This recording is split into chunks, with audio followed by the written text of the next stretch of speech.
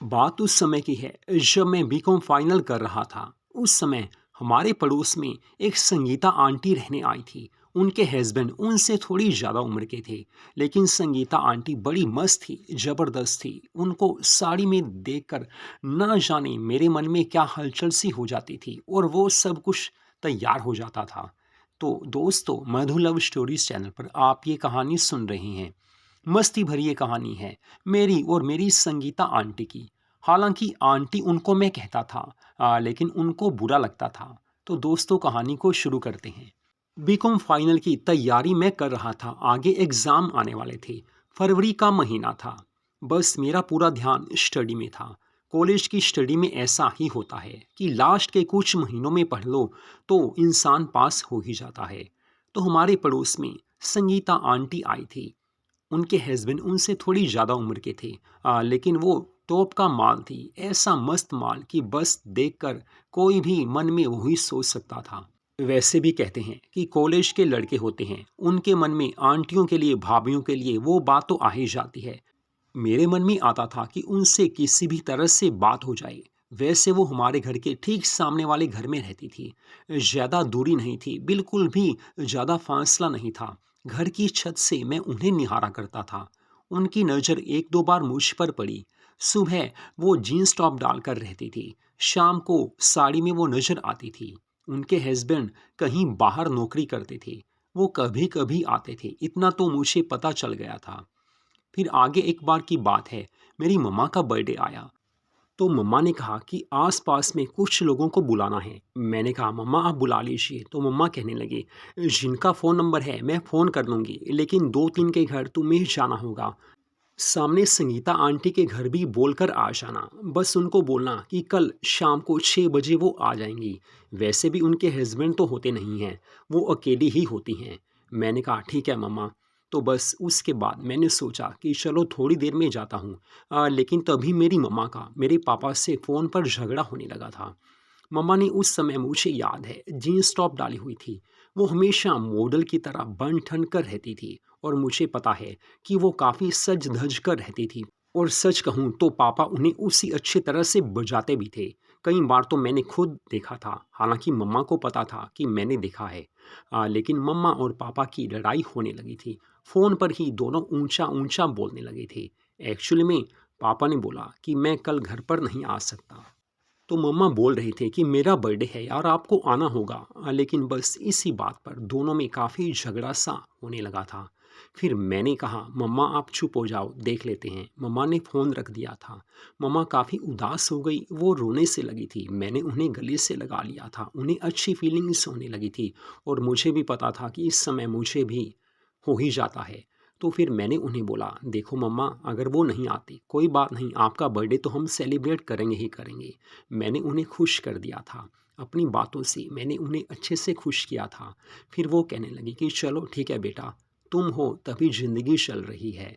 वैसे बचपन से ही मैं उनके पास ही सोता था। रात को मुझे अपने पास ही सुलाती थी। अब तक भी मेरी वही आदत थी। लेकिन जब पापा होते थे तो मैं अलग ही सोता था। बचपन में मुझे काफ़ी डर लगता था, इसलिए मम्मा के पास ही सोता था। लेकिन अब मैं बड़ा हो गया था, फिर भी मम्मा मुझे प्यार करती हैं, तो मैं उनके साथ ही सोता था। वैसे भी मम्मा को रात में कई बार दवा की ज़रूरत पड़ती थी, मैं उनको दवा दे देता था। कई बार उनका सर दर्द होता था। तो थोड़ी देर के बाद मैं आस-पास जिनको बुलाना था उनको बोलने गया कि कल मम्मा का बर्थडे है। जब संगीता आंटी के घर में गया, उस समय उन्होंने ब्लैक साड़ी और ब्यूटीफुल गोल्डन ब्रा डाली हुई थी। ब्लाउज़ कम ब्रा उसे कह सकते हैं। मैंने उन्हें देखा तो दिल खुश हो गया था।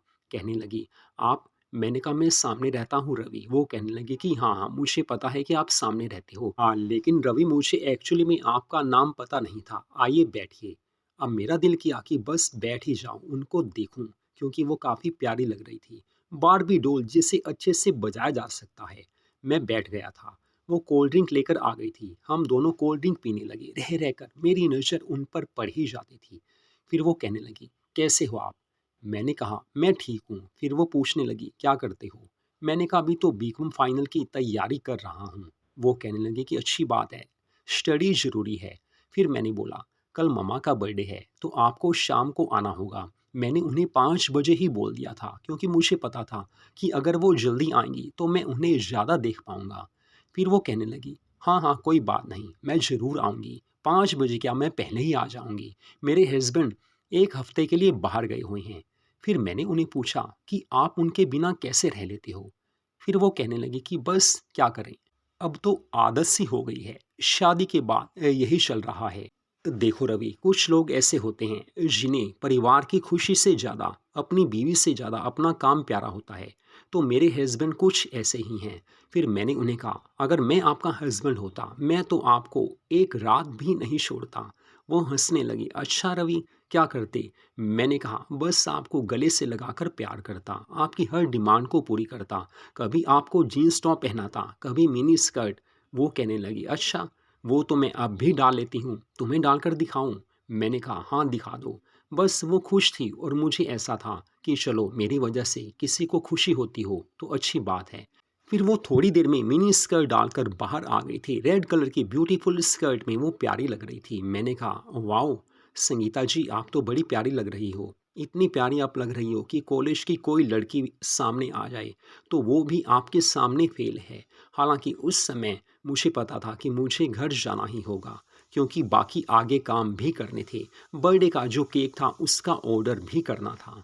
फिर मैंने संगीता आंटी से पूछा, आंटी आपको दोस्त समझ सकता हूँ? तो वो कहने लगे कि हाँ, हाँ, क्यों नहीं, वैसे भी मैं अकेली ही रहती हूँ, कभी भी आ सकते हो, सुबह दोपहर शाम रात कभी भी आ सकते हो, और मेरा फ़ोन नंबर ले लो, कभी कोई काम पड़ ही जाता है। मैंने कहा, रात को फ़ोन करूं? वो कहने लगी, अरे यार, कभी भी फ़ोन करो, कोई परेशानी नहीं है। वैसे भी कोई दोस्त मिलता है तो अच्छा ही होता है। मेरा कोई दोस्त तो है नहीं, बस अब तुम हो तो तुम ही साथ दोगे, कहीं भी, कभी भी। मैं उनके इशारे को समझ गया था कि वो मुझे दोस्त बनाना चाहते हैं, एक ऐसा दोस्त जो कर सके, उनके साथ घूम सके। तो उसके बाद मैंने उनका सेल फ़ोन नंबर ले लिया था, उनको अपना नंबर दे दिया था। फिर मैं घर आ गया। घर आकर मम्मा को मैंने सब कुछ बताया था। फिर बर्थडे केक का ऑर्डर करने मैं मार्केट चला गया था। बाकी काम भी करने थे। रात को 2 घंटे के बाद मैं घर आ गया था। बस अब मम्मा कहने लगी, सब तैयारी हो चुकी है? मैंने कहा, जी मम्मा, सब कुछ हो चुका है। आप कल क्या पहनोगी? वो कहने लगी, तेरे पापा तो हैं नहीं, क्या पहनूं? कुछ भी पहन लूँगी। फिर मैंने कहा, अरे यार मम्मा, मैं तो हूँ ना, प्यार तो मैं भी करता हूँ, सिर्फ वही सब कुछ है, मैं कुछ नहीं। तो वो कहने लगी कि बता क्या डालूं? मैंने कहा, बैकलेस गाउन डालो, उसमें आप प्यारी लगती हो, वैसे भी आपको पता है कि उसमें तो मुझे भी थोड़ा। वो कहने लगी, अरे बेटा, तुम भी ना बस बदलने वाले नहीं हो। वो कहने लगी कि हाँ, जो कहोगे वही पहन लूँगी। फिर हम खाना खाने लगे थे। रात को मैं उनसे बातें करते करते करने लगा था। उन्हें काफ़ी अच्छा लगा कि चलो सब कुछ सही है। बस 2 घंटे हमें हो चुके थे। अगली सुबह नहा धोकर फ्रेश होकर मैं कॉलेज चला गया था। आधा घंटा कॉलेज लगाकर मैं वापस आ गया था।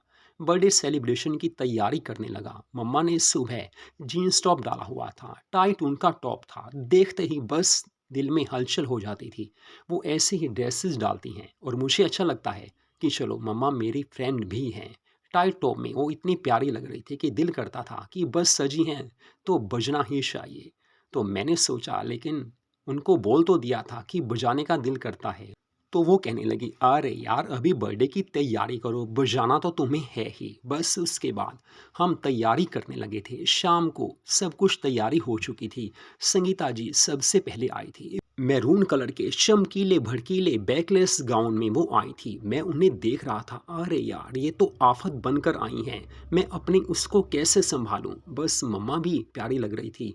दोनों ऐसे लग रही थी जैसे मॉडल हो और जिनको बजाना चाहिए। तो और गेस्ट भी आने लगे थे। बर्थडे सेलिब्रेशन शुरू हो गया था। डांस चलने लगा था और मैं मम्मा के साथ और कभी संगीता आंटी के साथ डांस करने लगा था। हालांकि और लेडीज़ भी थी, सबके साथ मैं मस्ती से झूम रहा था। सब डांस कर रहे थे। फिर केक काटा गया और भी काफ़ी कुछ खाने पीने का सामान हमने मंगवाया था। हम सब बैठे थे। मुझे ये पता था कि आज मम्मा काफ़ी खुश हैं, बस सजी हुई हैं, बस बजना है। तो उसके बाद 2 घंटे हम सब साथ थे। फिर संगीता जी कहने लगी, मैं घर चलूं? मैंने कहा, अरे ऐसा थोड़ी होता है, अभी थोड़ी देर और बैठिए। फिर वो कहने लगी, एक्चुअली में मुझे वॉशरूम जाना है। तो मैंने कहा, अरे आप यहाँ चले जाइए ना, तो उसमें क्या है, आप हमारे घर में वॉशरूम यूज़ कर लीजिए। तो वो वॉशरूम गई थी, हो ही जाता है। कोल्ड ड्रिंक उन्होंने ज़्यादा पी थी तो बाथरूम ज़्यादा आने लगा था, उन्होंने बताया था। तो उसके बाद वो आ गए थे, काफ़ी देर वो रुके रहे, फिर वो अपने घर चले गए थे। उसके बाद मम्मा काफ़ी खुश थी, कहने लगी तेरे पापा तो नहीं आए, लेकिन बस तूने सारा संभाल ही लिया। मैंने कहा मम्मा देखो, आपकी सेवा करना मेरा ड्यूटी है और सबसे बढ़कर मेरे लिए आपकी ही खुशी है। पापा तो आते हैं नहीं आते उससे इतना फ़र्क नहीं पड़ता, क्योंकि उनकी टूरिंग जॉब है। अब वो नहीं समझे तो क्या करें। फिर मैंने कहा मम्मा बाहर घूमने चले, वो कहने लगी नहीं थक से गई हूँ। मैंने कहा मम्मा वो तो है, आप थक गए होंगे, चलो आपकी टांगें दबा देता हूँ। वो कहने लगी कि हाँ थोड़ी टांगों में दर्द है, क्योंकि काफ़ी ज़्यादा घूमना फिरना सुबह से हो रहा है। फिर वो बेडरूम में आ गई थी, उस समय उन्होंने नाइटी डाली थी। मैं उनकी टांगें दबाने लगा, प्यार से उनकी टांगें दबाते हुए। मुझे भी रिलैक्स हो रहा था, क्योंकि मैं भी काफ़ी थका हुआ था। फिर उनका मूड था और मेरा भी मूड था। बस जो सजता है वो बजता ही है, जो सजती है वो बजती ही है। तो वो सजी भी थी और अब अच्छे से बजी भी थी। बस उसके बाद मुझे नींद सी आने लगी थी, हालांकि मुझे पता था कि मुझे संगीता जी को कॉल करनी है। फिर मैं अपने बेडरूम में चला गया था। मेरा बेडरूम वैसे ऊपर था। कई बार मम्मा के साथ मैं सो जाता था, क्योंकि मम्मा को रात को ज़रूरत होती थी। कभी मेडिसिन देना है, कभी उनको वैसे ज़रूरत पड़ती थी, तो वैसे पास ही सोता था। फिर मैंने मम्मा को बोला अभी ऊपर जा रहा हूँ, बाद में आ जाऊँगा। वो कहने लगी कि बस मुझे नींद आ रही है, मेडिसिन तो तुमने दे ही दी है। हँसने लगी थी वो। फिर मैं ऊपर आकर संगीता आंटी को फ़ोन करने लगा। उनसे मैंने कहा आंटी आप बड़े प्यारे लग रहे थे। फिर वो कहने लगी अरे यार, फिर आंटी बोलता है दोस्त बनाया है तो दोस्त की तरह बात कर। मैंने कहा आज तो आप आफ़त लग रही थी, एक ऐसी आफ़त जो गले से लग जाए तो ज़िंदगी में खुशी आ जाए। फिर वो कहने लगी कि अच्छा जी, इतना प्यार। फिर मैंने उन्हें बोला कि मेरे मन में आपके लिए सच में प्यार है और आप जानते हैं इस बात को। वो कहने लगे कि हाँ मुझे पता है, तभी तो आपको दोस्ती के लिए हाँ बोली है, वैसे मैं हाँ बोलती ही नहीं। और मम्मा का क्या हाल है, बड़ी प्यारी लग रही थी। मैंने कहा बस मम्मा सजी थी, बज भी चुकी हैं। वो कहने लगी कि रियली में। मैंने कहा हाँ यार। वो कहने लगी कि वाह अच्छी बात है, क्योंकि ये सब होना ही चाहिए। मम्मा को खुश रखना आपकी जिम्मेवारी है बेटा। तो मैंने कहा आपको भी खुश रखूंगा। वो कहने लगी कि बस थोड़ा काम कर दे, अगर कल फ्री है तो मुझे मार्केट जाना है, थोड़ी शॉपिंग करनी है। और मेरे हस्बैंड घर होते नहीं हैं, तो अकेले जाने में थोड़ी परेशानी होती है। तुम्हारे पास बाइक है तो मुझे लेकर चलना। मैंने कहा ज़रूर चलूँगा, जीन्स टॉप डाल लेना, थोड़ी मस्ती हो जाएगी। वो कहने लगे कि हाँ हाँ मुझे पता है तुम्हें मस्ती भी करनी है। अगली सुबह मैं कॉलेज तो गया था, लेकिन फिर से जल्दी आ गया था। मम्मा को बोला कि संगीता जी को शॉपिंग करनी है। वो कहने लगी कि ले जा, तेरा काम भी बन जाएगा। वो मुस्कुराने लगी थी, उन्हें पता था कि मन में ये बातें आ ही जाती हैं। फिर संगीता जी को मैं शॉपिंग करवाने ले गया था। उस समय उन्होंने जीन्स टॉप डाला हुआ था। एक्चुअली में जीन्स टॉप में बाइक पर क्रॉस लेग बैठने में आसानी होती है। उन्होंने मुझे पकड़ रखा था, मैंने बाइक तेज कर दी थी। मुझे अच्छा लग रहा था कि एक प्यारी सी फ्रेंड मेरे साथ है। फिर उन्होंने जी भरकर शॉपिंग की थी, हालांकि कुछ पेमेंट मैंने भी की थी। वो मना कर रही थी, लेकिन मैंने कहा कुछ चीज़ तो मेरी ओर से भी होनी चाहिए। मैंने उन्हें स्पेशल वो मिनी ड्रेस दिलवाई थी, जिन्हें मैंने उन्हें बोला था कि कभी डाल कर दिखाना। वो कहने लगे कि हाँ हाँ क्यों नहीं, वैसे भी दोस्ती है तो सब कुछ होना ही है। फिर हम शाम को घर आ गए थे। फिर मैं अपने घर वापस आ गया। ऐसे ज़िंदगी चल रही थी। उनसे डेली मैं फ़ोन पर बात करता था। एक दो बार वीडियो कॉल पर भी बात की थी, क्योंकि उन्होंने वही ड्रेस डाली थी जो मैंने उन्हें लेकर दी थी। फिर कुछ ऐसा हुआ कि मम्मा को पापा के साथ किसी शादी में जाना था। मेरे एग्ज़ाम आगे आने वाले थे। मैंने सोचा अब तो मैं नहीं जा पाऊँगा, क्योंकि अब स्टडी ज़रूरी है। सारे साल की मेहनत तो मैंने कभी पूरी की नहीं। लास्ट में पढ़ता था, तो मम्मा-पापा चले गए थे। मैं घर पर अकेला था। तभी संगीता जी का फ़ोन आया। रवि क्या हो रहा है? मैंने कहा बस आगे एग्ज़ाम है, तैयारी हो रही है। वो कहने लगी थोड़ा काम है, आ जाएगा। मैंने कहा आप आ जाओ, मम्मी-पापा घर में नहीं हैं। वो कहने लगी कि चलो मैं ही आ जाती हूँ। फिर वो घर पर आ गई थी। उस समय उन्होंने साड़ी ही डाली हुई थी।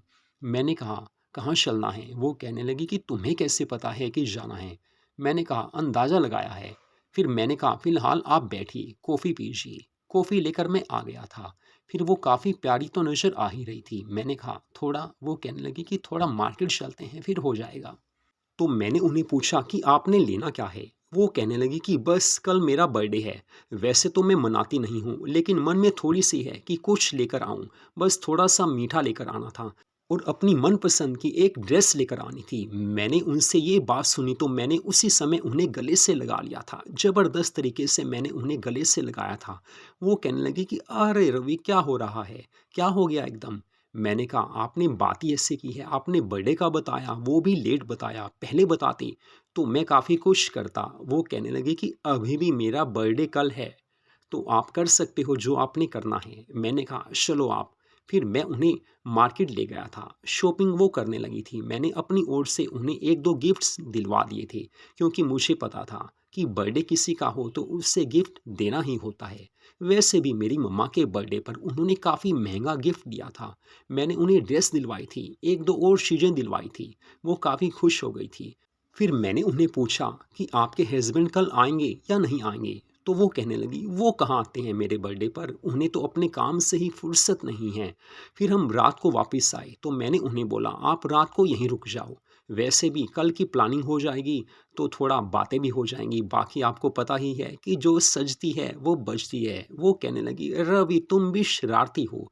फिर वो कहने लगी कि बस थोड़ी देर घर लगाकर आती हूँ, चेंज करना है उसके बाद आती हूँ। फिर मैंने होटल से खाना मंगवा लिया था। थोड़ी देर में वो आ गई थी। उन्होंने उस समय ब्यूटीफुल नाइटी डाली हुई थी। हम दोनों खाना खाने लगे थे।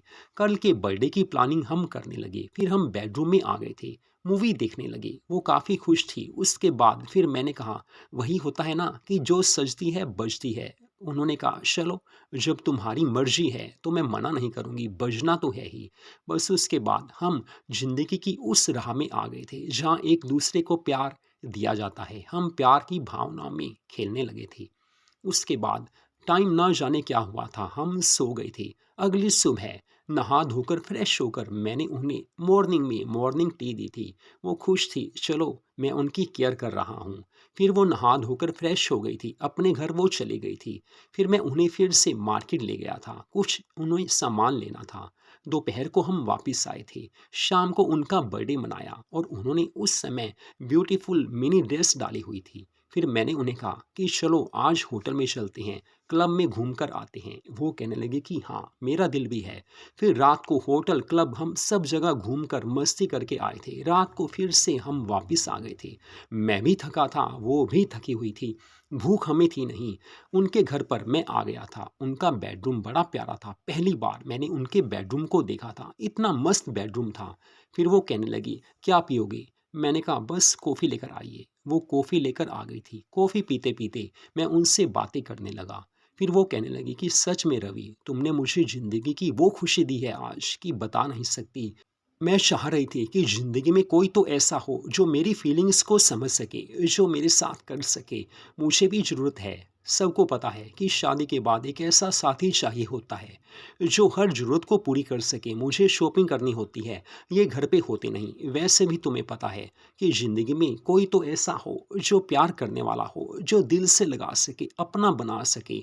मैं उनकी फीलिंग्स को समझ रहा था। तो मैंने उन्हें बोला, देखिए संगीता जी, आप मेरे लिए रिस्पेक्टेड हैं, आपसे प्यार है, अच्छी बात है, लेकिन आप कभी भी कोई भी काम हो, आप मुझे बोल सकते हैं। आपको पैसे की ज़रूरत है, वो भी आप बोल सकते हैं, कहीं जाना है, वो भी बोल सकते हैं। बस वो कहने लगी कि एक बात बोल रही हूँ, अगर मान सकते हो। तो मैंने कहा, अरे यार, आज आपका बर्थडे है, हर बात मानूँगा, बजाऊँ क्या? वो हँसने लगी, वो तो कर ही लोगे, लेकिन पहले मेरी बात सुनो यार। मैंने कहा, बोलो जी आप। वो कहने लगी कि बस मुझे शिमला घूमने का दिल है। ये तो मानते नहीं हैं, तुम चलो साथ, तुम्हारे साथ हो भी जाएगा और तुम्हें पता है। तो मैंने कहा, चलते हैं, लेकिन फ़िलहाल बजाना है। वो कहने लगी कि हाँ, मुझे भी तो बजना है। बस मैं बजाने लगा था और वो बजने लगी थी। दोनों अच्छे तरह से हम एक-दूसरे से प्यार कर रहे थे, अच्छा लग रहा था।